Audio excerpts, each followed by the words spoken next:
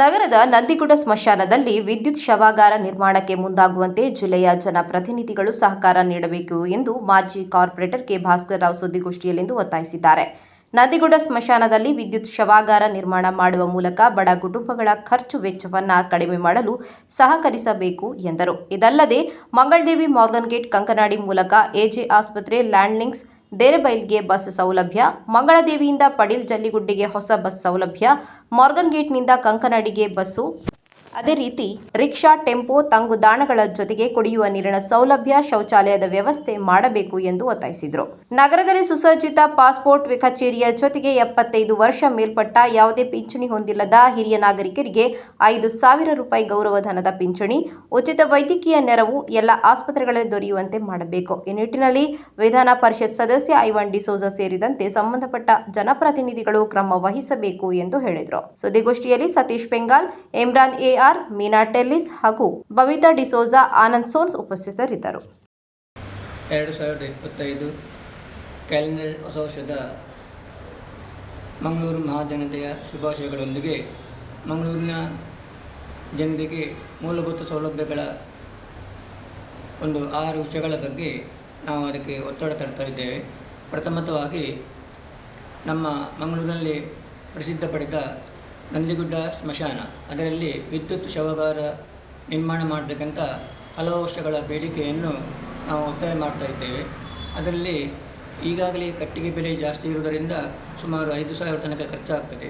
ಅದಕ್ಕೋಸ್ಕರ ಅದು ಅನಾಥಾಶ್ರಮದಿಂದ ಬರುವ ಹಿರಿಯ ನಾಗರಿಕರಿಗೆ, ಹಾಗೆಯೇ ನಮ್ಮ ಸರ್ಕಾರಿ ಆಸ್ಪತ್ರೆಯಿಂದ ಅನಾಥ ಶವ ಹಾಗೂ ರಸ್ತೆ ಬದಿಯಲ್ಲಿ ಇನ್ನಿತರ ಅಗತ್ಯ ಇರುವವರಿಗೆ ವಿದ್ಯುತ್ ಶವಾಗಾರ ನಿರ್ಮಾಣ ಮಾಡಿದರೆ ತುಂಬ ಜನರಿಗೆ ಪ್ರಯೋಜನ ಆಗ್ತದೆ ಅಂತ ನಾವು ಆಲೋಚನೆ ಮಾಡಿಕೊಂಡು ಇದಕ್ಕೆ ತುಂಬ ವರ್ಷದಿಂದ ಪ್ರಯತ್ನಪಟ್ಟು ಈಗಾಗಲೇ ಅದಕ್ಕೆ ಕಾರ್ಯಕ್ರಮವನ್ನು ಕೈಗೊಂಡಿದ್ದಾರೆ. ಅದನ್ನು ಆದಷ್ಟು ಬೇಗ ಶೀಘ್ರಗತಿಯಲ್ಲಿ ಅದನ್ನು ನಿರ್ಮಾಣ ಮಾಡಿಕೊಡಬೇಕು, ಬಹು ಜನರಿಗೆ ಪ್ರಯೋಜನ ಆಗ್ತದೆ ಅಂತ ನನ್ನ ಅನಿಸಿಕೆ ಒಂದು. ಎರಡನೇದಾಗಿ ನಮ್ಮ ಮಂಗಳದೇವಿಯಿಂದ ಎಜೆ ಆಸ್ಪತ್ರೆಗೆ ಒಂದು ಬಸ್ಸಿನ ಸೌಕರ್ಯ ಇಲ್ಲ ಇಷ್ಟು ವರ್ಷದಿಂದ. ಸ್ಟೇಟ್ ಬ್ಯಾಂಕ್ ಮತ್ತು ಮಂಗಳದೇವಿಯಿಂದ ಮಂಗಳೂರಿನ ಎಲ್ಲ ಪ್ರದೇಶಗಳಿಗೆ ಬಸ್ಸಿನ ಸೌಕರ್ಯ ಇದ್ದು, ಮಂಗಳದೇವಿ ಕಂಕನಾಡಿ ಎಜೆ ಆಸ್ಪತ್ರೆ, ಅಲ್ಲಿಂದ ದೇರಬೈಲ್ ಲ್ಯಾಂಡ್ಲಿಂಗ್ಸ್ ವರೆಗೆ ಬಸ್ಸಿನ ವ್ಯವಸ್ಥೆ, ಹೊಸ ಬಸ್ಸಿನ ವ್ಯವಸ್ಥೆ ಮಾಡಿಕೊಡಬೇಕು ಅಂತ ನಮ್ಮ ಬೇಡಿಕೆ. ನಮ್ಮ ಶಾಸಕರಾದ ಶ್ರೀಮಾನ್ ಐವನ್ ಡಿಸೋಜ್ ಅವರು ಇದಕ್ಕೆ ಪ್ರಯತ್ನ ಪಡ್ತಾ ಇದ್ದಾರೆ. ಅವರ ಪ್ರಯತ್ನದಿಂದ ಇದಕ್ಕೆ ಈಗಾಗಲೇ ಚಾಲನೆ ಸಿಕ್ಕಿದೆ. ಮೂರನೇದಾಗಿ ಮಂಗಳದೇವಿಯಿಂದ ಜಲ್ಲಿಗುಡ್ಡೆಗೆ, ಮಂಗಳದೇವಿ ಮಾರ್ಗನ್ ಗೇಟ್ ಕಂಕನಾಡಿ ಪಡೀಲ್ ಜಲ್ಲಿಗುಡ್ಡೆಗೆ ಬಸ್ಸಿನ ವ್ಯವಸ್ಥೆ ಮಾಡಬೇಕು. ಈ 2 ಬಸ್ಸಿನ ವ್ಯವಸ್ಥೆಯನ್ನು ಮಾಡಿಕೊಡ್ಬೇಕಂತ ಬೇಡಿಕೆ ನಮ್ಮದು. ಹಾಗೆಯೇ ನಾಲ್ಕನೇದು ನಮ್ಮ ಮಾರ್ಗನ್ ಜಂಕ್ಷನ್ನಿಂದ ಕಂಕನಾಡಿ ತನಕ ಒಂದು ಮಾದರಿ ರಸ್ತೆಯನ್ನು ನಿರ್ಮಾಣ ಮಾಡಿಕೊಡಬೇಕು. ಈಗಾಗಲೇ ಕಾಂಕ್ರೀಟ್ ಕಾಮಗಾರಿ ಬಹಳ ನಿಧಾನಗತಿಯಿಂದ ನಡೆಯುತ್ತಾ ಇದೆ 10 ವರ್ಷದಿಂದ. ಹಾಗೆಯೇ ಫುಟ್ಪಾತ್ ಪೂರ್ಣ ಕಾಂಕ್ರೀಟ್ ಮತ್ತು ಫುಟ್ಪಾತ್ ಪೂರ್ಣ ಅಂತಿಮದಲ್ಲಿದೆ.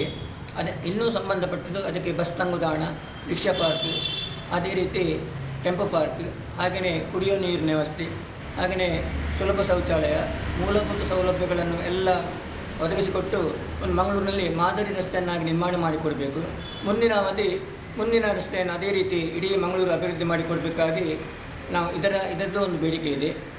5ನೇದಾಗಿ ನಮ್ಮ ಈ 4 ಬೇಡಿಕೆಗಳು ಮಂಗಳೂರು ಮಹಾನಗರ ಪಾಲಿಕೆ ಸಂಬಂಧಪಟ್ಟದ್ದು, ಇನ್ನೂ 2 ರಾಜ್ಯಕ್ಕೆ ಸಂಬಂಧಪಟ್ಟದ್ದು. 5ನೇದು ಮಂಗಳೂರಿನ ಪಾಸ್ಪೋರ್ಟ್ ಆಫೀಸ್, ಒಂದು ಸುಸಜ್ಜಿತ ಪಾಸ್ಪೋರ್ಟ್ ಆಫೀಸ್ ನಿರ್ಮಾಣ ಮಾಡಬೇಕು ಅಂತ ಬೇಡಿಕೆ.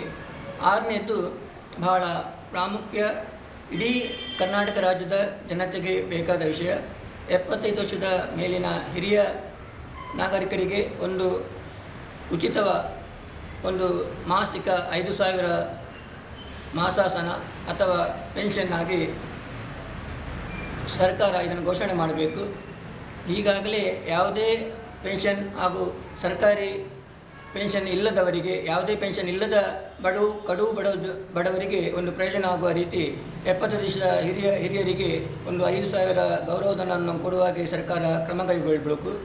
ಈಗಾಗಲೇ 75 ವರ್ಷ ಮೇಲಿನ ಅವಧಿ ಹಿರಿಯ ನಾಗರಿಕರಿಗೆ ಕೆಲಸ ಮಾಡಲಿಕ್ಕೆ ಅನಾನುಕೂಲ ಇರ್ತದೆ, ಕೆಲಸ ಕೊಡುವುದಿಲ್ಲ, ಕೆಲಸ ಸಿಗುವುದಿಲ್ಲ, ಅವರಿಗೆ ದುಡಿಲಿಕ್ಕೂ ಕಷ್ಟ ಇರ್ತದೆ, ಅವರಿಗೆ ಮನೆ ಖರ್ಚಿಗೆ ಅವರ ಜೀವನ ಉಪಯೋಗಕ್ಕಾಗಿ ಇಂಥ ಸ್ಕೀಮ್ಗಳು ವಿದೇಶಗಳಲ್ಲಿ ಈಗಾಗಲೇ ಇದೆ. ಹಾಗೆಯೇ ನಮ್ಮ ಭಾರತದಲ್ಲಿಯೂ ಕೆಲವು ರಾಜ್ಯಗಳಿದೆ. ಅದಕ್ಕಾಗಿ ನಮ್ಮ ಕರ್ನಾಟಕದಲ್ಲಿಯೂ ಈಗಾಗಲೇ 5 ಯೋಜನೆಗಳಲ್ಲಿ ಪ್ರಸಿದ್ಧಿ ಪಡೆದು ಈಗ ಈ ಒಂದು ಯೋಜನೆ ಮಾಡಿದರೆ 6ನೇ ಯೋಜನೆಯನ್ನು ಕ್ರಮ ಕೈಗೊಳ್ಳಬೇಕಂತ ಮುಖ್ಯಮಂತ್ರಿಗಳಲ್ಲಿ, ಉಪಮುಖ್ಯಮಂತ್ರಿಗಳಲ್ಲಿ, ಹಾಗೆಯೇ ನಮ್ಮ ಉಸ್ತುವಾರಿ ಸಚಿವರಲ್ಲಿ, ಹಾಗೆಯೇ ನಮ್ಮ ಎಲ್ಲ ಚುನಾಯಿತ ಪ್ರತಿನಿಧಿಗಳಲ್ಲಿಯೂ, ಹಾಗೆಯೇ ಎಲ್ಲ ಬೇಡಿಕೆಗಳನ್ನು ನಮ್ಮ ಶಾಸಕರಾದ ಶ್ರೀ ಐವನ್ ಡಿಸೋಜ ಅವರನ್ನು ಅವರಿಗೆ ಅವರ ಮುಖಾಂತರ ಒತ್ತಾಯ ಮಾಡ್ತಾ ಇದ್ದೇನೆ.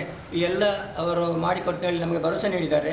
ಈ 6 ಬೇಡಿಕೆಗಳನ್ನು ಚೆಂದ ರೀತಿಯಿಂದ ಜನರಿಗೆ ಉಪಯೋಗ ಮಾಡುವ ರೀತಿಯಲ್ಲಿ ಒದಗಿಸಿಕೊಡ್ಬೇಕಂತ ನಮ್ಮ ಜನನಾಯಕ ಎಂದು ಹೆಸರು ಪಡೆದ ಐವನ್ ಡಿಸೋಜಲ್ಲಿ ನಾನು ಕೇಳಿಕೊಳ್ತಾ ಇದ್ದೇನೆ.